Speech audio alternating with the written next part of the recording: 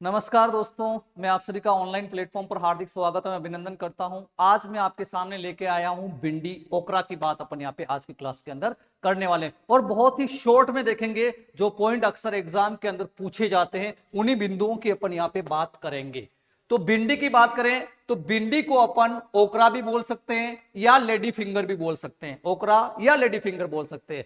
और भिंडी का जब नाम आता है तो यहां पे दो शब्द अवश्य सुनने को मिलते हैं। एक तो नाम आता है डॉक्टर हरभजन सिंह, एक तो नाम आता है डॉक्टर हरभजन सिंह, क्योंकि डॉक्टर हरभजन सिंह ने भिंडी के ऊपर बहुत ज्यादा कार्य किया है, इसलिए उनका नाम इस केस में आता है। और इसीलिए आपको पता हो तो एक हरभजन हरभजन नाम की एक किस्म भी है जो पॉली हाउस के लिए बेस्ट मानी गई है, पॉली हाउस या ग्रीन हाउस के लिए बेस्ट वैरायटी मानी गई है। डॉक्टर हरभजन सिंह के नाम से यह किस्म विकसित की गई है। और एक स्थान है that is the Parbhani. Parbhani का नाम भी आपने सुना होगा, जो महाराष्ट्र के अंदर है। और महाराष्ट्र के अंदर परभनी के अंदर भिंडी के ऊपर अनुसंधान कार्य किया जा रहा है। और वहां से भी एक किस्म निकली दैट इज द परभनी क्रांति। कौन सी किस्म निकली है? परभनी क्रांति। और इस परभनी क्रांति की विशेषता यह होती है कि यह सफेद मक्खी व्हाइट फ्लाई के प्रति क्या होती है? प्रतिरोधी किस्म है। यह भी अपने को पता होना चाहिए। तो भिंडी का नाम सुनते ही दो शब्द आपके दिमाग में आ जाने चाहिए। डॉक्टर हरभजन सिंह का नाम आपके ध्यान में आ जाना चाहिए, दूसरा परभनी का नाम आपके ध्यान में आ जाना चाहिए। इसके बाद देखते हैं इसके वानस्पतिक नाम की अपन यहाँ पे बात करते हैं। इसका वानस्पतिक नाम होता है एबलमोस्कस एस्कुलेंटस। क्या नाम होता है? एबलमोस्कस एस्कुलेंटस इसका नाम होता है। इसका कुल क्या है? मालवेसी कुल से यह संबंध रखता है।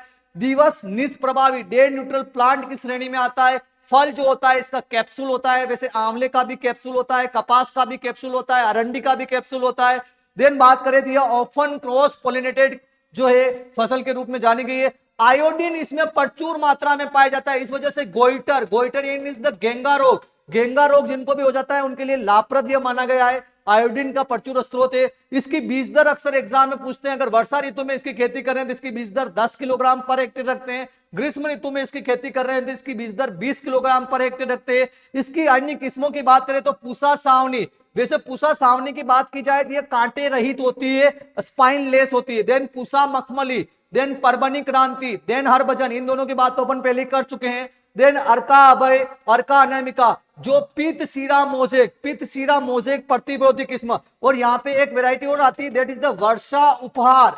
वर्षा उपहार का नाम अगर लेते हैं तो वह भी पित्त सीरा मोजेक प्रतिरोधी होती है। अर्का अभय, अर्का अनामिका और वर्षा उपहार, ये तीनों ही वेरायटियां पित्त सीरा मोजेक प्रतिरोधी मानी गई है, क्योंकि पित्त सीरा मोजेक रोग जो होता है यह भिंडी का मुख्य रोग माना गया है। देन इसका मुख्य कीड़ा ये फल छेदक दैट इज द ईआरिस स्पीसीज। वैसे ईआरिस देखा जाए तो कपास के अंदर लगता है, जिसे धब्बेदार बोलवर्म के रूप में जानते हैं। तो ईआरिस में इसकी जो कैटरपिलर होती है वह भिंडी के अंदर प्रवेश करके उसको खाने का काम करती है, उसको नुकसान पहुंचाती है। इसका मुख्य रोग पित्त सीरा मोजेक रोग है जो विषाणु से होता है। इसका वाहक अक्सर एग्जाम में पूछा जाता है सफेद मक्खी दैट इज द बेमेशिया टेबेसाई, जो आपको ध्यान होना चाहिए। अब इन पॉइंट्स में से भी अगर सारे पॉइंट्स आपको याद नहीं रहे तो कौन कौन सा पॉइंट्स आपको यहाँ पे ध्यान रखना है, किसी भी हालत में आपको याद करना है, तो देखिए डॉक्टर हरभजन सिंह के बारे में आपको पता होना चाहिए। इसका वानस्पतिक नाम आपको पता होना चाहिए। इसका कुल आपको पता होना चाहिए।